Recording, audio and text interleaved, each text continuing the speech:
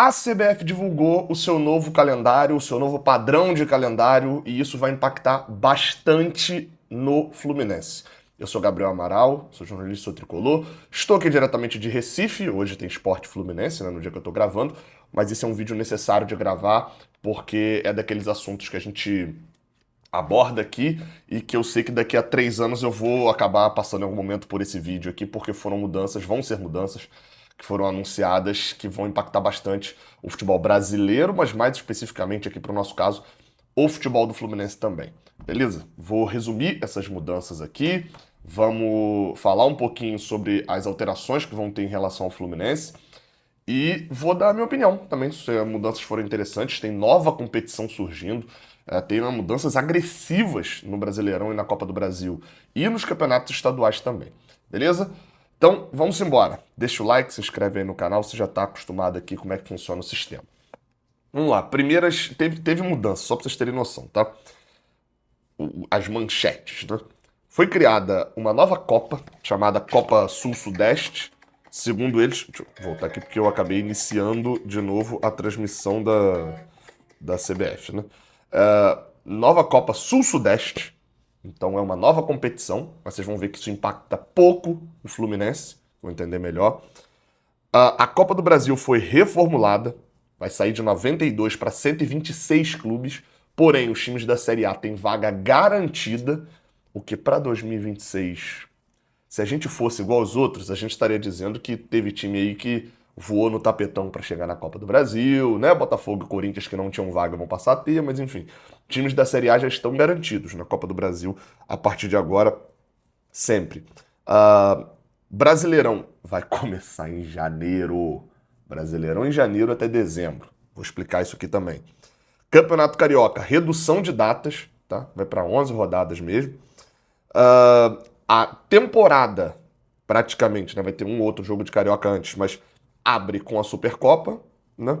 E, obviamente, os nomes aqui também vão sofrer algumas mudanças e tal, e uma garantia já no calendário de parar para as Copas do Mundo, né? De 26 e a de 27, a masculina e a feminina, e a Copa América de 28. Então vamos lá, tá? Competição por competição. A ideia do calendário lá que eles fizeram e que altera isso no Fluminense. Primeiro, Campeonato Carioca. Tem redução de datas, isso eu assim, eu fiquei muito reticente quando esse novo presidente assumiu, porque é muito difícil a gente imaginar que um presidente da CBF assuma, e ainda mais um cara novo, vindo de uma federação que tinha um futebol frágil, né? É, e aí, enfim, eu era reticente. Mas, de fato, o Samir conseguiu fazer mudanças que prometeu. A gente pode gostar ou não gostar, mas está mudando um pouco o que é o panorama. Eu vou botar algumas imagens aí na tela para poder mostrar. E eu vou começar, que acho que é o principal, falando de Brasileirão e Campeonato Estadual. Essa imagem aí, ó, que eu botei agora, ela é uma imagem do calendário do calendário anual, né? De como seria ali, como vai ser o calendário anual. E a ideia é, pelo que eles estão falando ali, estão vendo que essa barra laranja, começando lá no início de janeiro. Ele tem uma pausa para a Copa do Mundo e ele vai até dezembro. A grande mudança é a mudança para mim a respeito de estaduais e Brasileirão. Porque agora o Brasileirão não vai mais começar e ficar em segundo plano. Ele pode ficar em segundo plano em algum momento, mas ele não vai mais começar em segundo plano. Porque o que acontecia por várias vezes? Os estaduais se arrastavam até o final de março, às vezes até o final de abril em alguns momentos lá atrás. E aí o Brasileirão começava já quase no meio do ano, quando você estava jogando fases decisivas de Copa do Brasil e estava jogando mata-mata, às vezes, antigamente mata-mata, hoje em dia, a reta final de fase de grupos de Libertadores. E aí era natural que rolasse a bola no Brasileirão e você visse meio time, metade do Brasileirão poupando para jogar as Copas, que são mais importantes, né, pra gente, no geral, aqui na cultura do brasileiro. A Libertadores é bem mais importante do que o Brasileirão hoje em dia. Então, quais são as mudanças? No estadual, 9 datas finais de semana, 2 no meio de semana, 11 datas ao todo. O regulamento de Carioca, etc., ainda vai sair. A gente não, aliás, já tem pro ano que vem usando as 11 datas, perdão. Então mudou a fase de grupos, a gente já fez vídeo aqui sobre isso. Por exemplo, tem clássico que não está garantido, né, pela mudança, mas o Carioca já deu uma enxugada legal. Cai para 11 datas de estadual e 4 rodadas do Campeonato Brasileiro vão ser, como é que eu vou falar aqui? Vão ser divididas, o Brasileirão jogando no meio da semana, no início, segundo o que ele falou, junto com o Campeonato Estadual. Então a gente vai ter um mês ali em que vai ter final de semana estadual, meio de semana Brasileirão. O que isso vai acabar acontecendo? Provavelmente, ainda mais por ser janeiro, já que o Campeonato Brasileiro começa no dia 28 de janeiro, a gente provavelmente vai ver times alternativos no Carioca. O que pode acontecer também é a gente ver o Fluminense entrando com um time alternativo, mas já colocando rapidamente o time principal para que você tenha ritmo de jogo também. Porque jogar sem ritmo de jogo é quase tão ruim quanto jogar sem férias, né? Óbvio que o ritmo de jogo você consegue consertar com mais rapidez. Então vamos lá. Acho que vai mudar muito a forma como a gente vê o Brasileirão, esse negócio de começar tão cedo. Vão ser muitas rodadas com o Brasileirão sendo o principal campeonato até que se comece pré-Libertadores, que vão envolver 2 times. Não teve aquela mudança ainda, pelo que ele falou. Acho que querem, né? Porque tem a mudança de não ter mais 2 times na pré-Libertadores para ter um time direto na fase de grupos, mas não conseguiram isso ainda. Então 2 times do Brasil ainda vão estar jogando pré-Libertadores. Mas o grosso mesmo de times não vai estar jogando pré-Libertadores. Então, lá em março, talvez quando a gente já tenha disputado, eles não divulgaram detalhadamente o calendário, né? Mas talvez quando a gente já tenha disputado 12, 13 rodadas de Brasileirão, 10 rodadas de Brasileirão, a gente vai começar a ter a divisão ali entre times que vão para Libertadores e para Sula e talvez poupem no Brasileirão. Isso é muito bom. Isso vai mudar muito. Gente, disputar o Brasileirão vai mudar completamente, tá? A lógica de disputar Campeonato Brasileiro vai ser alterada muito. Times que têm um desempenho e vão para um Intercontinental no final do ano vão ter dificuldade no início da temporada. E aí é onde eu acho que vai fazer mais diferença ainda ter um elenco muito bom, mas talvez nesse início um sprint de um time que se encaixe muito bem. Talvez até os treinadores façam mais diferença, passem a fazer mais diferença, porque vão ter que ter ações muito rápidas, né? Os treinadores que conseguem mudar rapidamente seu time, conseguem fazer... Assim, a gente vai mudar a análise do Brasileirão, que é uma forma totalmente diferente. O Brasileirão vai ser prioridade durante o seu primeiro terço e durante o seu último terço também de campeonato, né? Então, as mudanças do Brasileirão e do Estadual são essas. O Brasileirão segue no mesmo formato. Aí teve mudança para Série C, Série D, mas aí, né, não diz respeito a gente, né? Vai mudar muito como a gente vê as competições e jogos no meio de semana nisso. 4 rodadas dividindo no Estadual. Beleza. Aí a gente vem para a mudança da nova Copa Sul-Sudeste. Depois eu falo de Copa do Brasil. A nova Copa Sul-Sudeste. Qual que é a lógica dessa Copa, tá? Copa do Nordeste e Copa Verde seguem. Só que,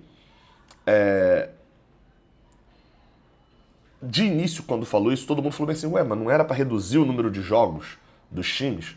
Como é que estão botando mais uma competição? Não é uma competição criada pro Fluminense. Se a gente vai jogando essa competição, deu muita merda. Essa é uma competição criada para os outros times. E por que isso? Porque times que estiverem jogando torneios da Conmebol não vão jogar as Copas regionais.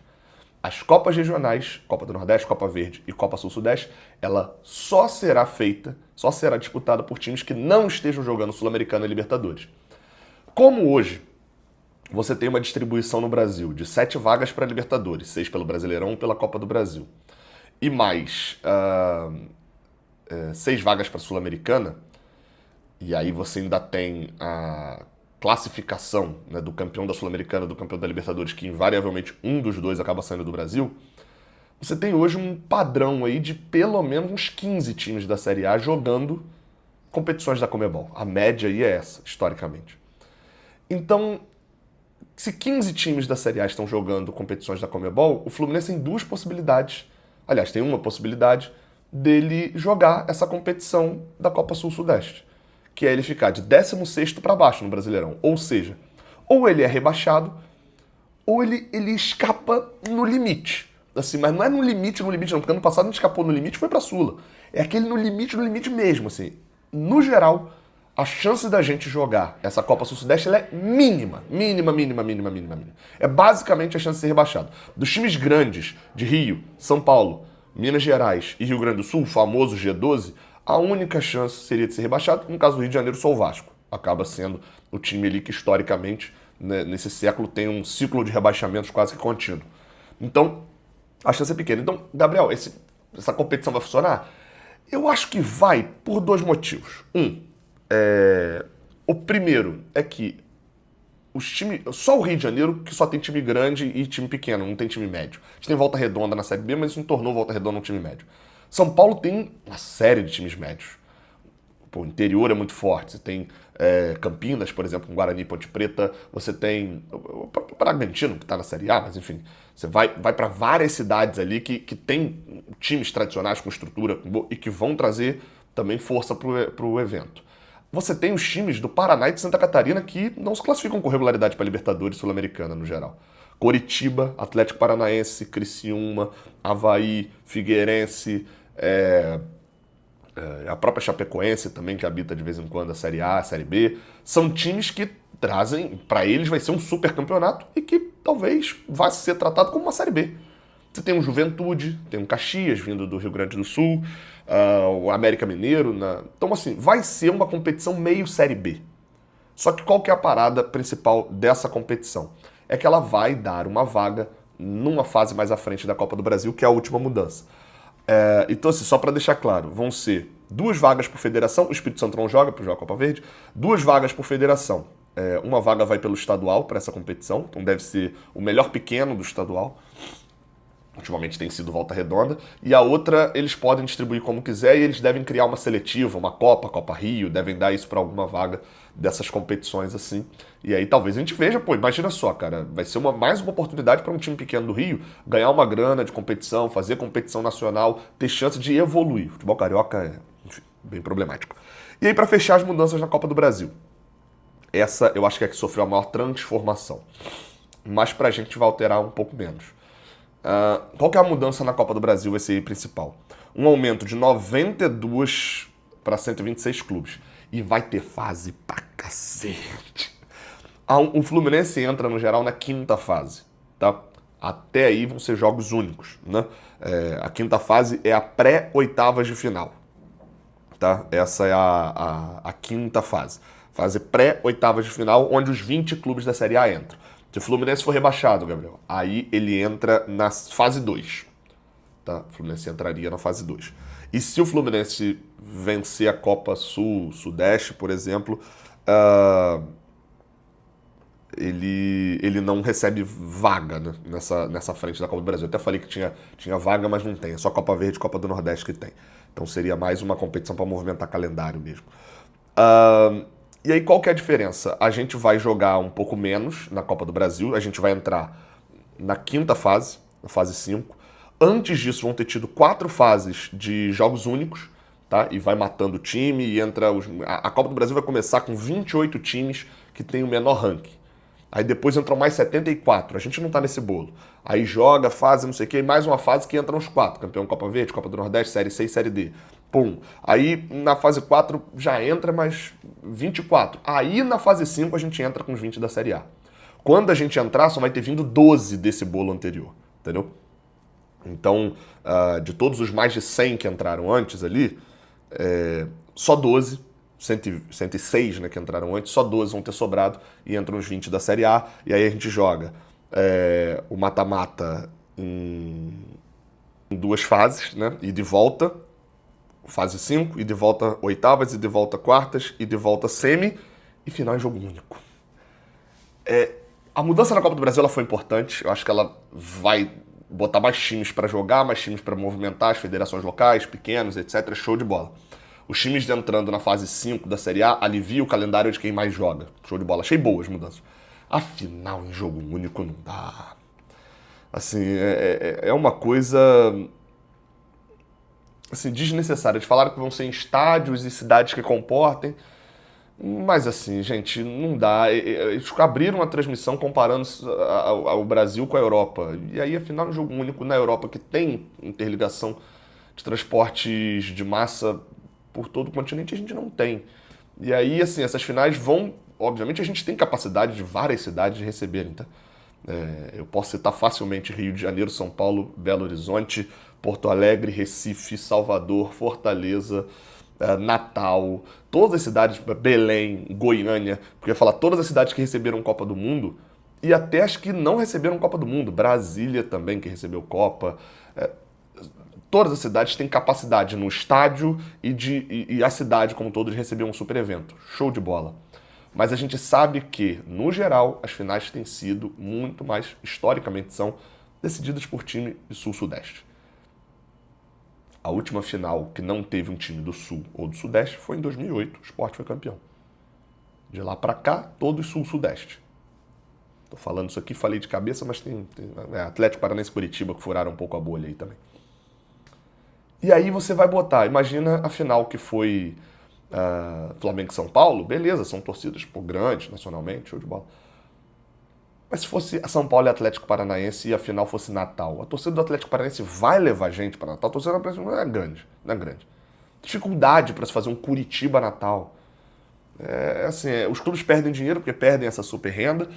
E o que me parece é que a CBF, para poder diminuir as datas, e ela sabendo que vai perder dinheiro diminuindo data de Copa do Brasil de jogos grandes, ela meteu a final única para ganhar dinheiro na final única.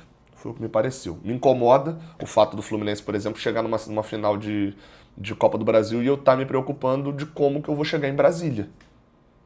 De eu não ter uma final no Maracanã, por exemplo, com o estádio cheio, lotado, com a torcida visitante lá no canto e depois a gente jogando de visitante fora de casa, decisão. Então, acho que perde muito isso, tá? Perde muito isso, essa situação, mas enfim. É uma pena essa parte. Mas, no geral, cara, como eu falei, foram mudanças que eu até gostei. No geral, eu até gostei, acho que vai ser interessante ver esse novo calendário. O Brasileirão começando em janeiro, acho que vai provocar muitas mudanças. Janela de transferências, por exemplo, no Brasil, que existia a janela de início de ano, e aí lá em final de fevereiro, o Lescano, por exemplo, foi contratado no final de fevereiro, início de março, vai mudar completamente. A janela vai ser muito mais aquecida no início de dezembro. Enfim, vão ter muitas mudanças e eu acho que vai ser interessante a gente ver como o Fluminense vai lidar com isso. Acho que o Fluminense leva vantagem em alguns casos, vai ter complicações em outros casos. Acho que vamos ver como é que vai ser essa organização, passando também por um processo de SAF agora, por nova eleição, para o ano que vem. Mas, no geral, essas são as mudanças. Tamo junto. Não esquece de deixar um like aqui embaixo, de se inscrever aqui no canal. Se tiver dúvidas, se eu acabei errando em algum detalhe, pode comentar aqui embaixo. O espaço é livre. Tamo junto, até a próxima. Valeu!